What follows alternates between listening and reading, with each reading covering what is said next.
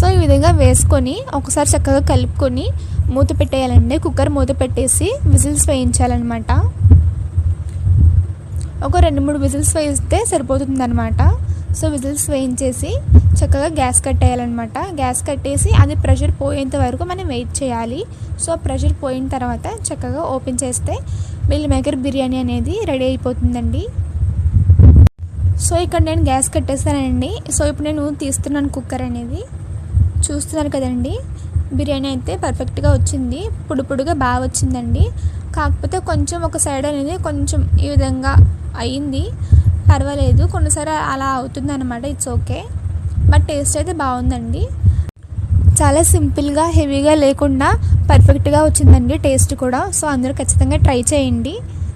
Okay, thank you.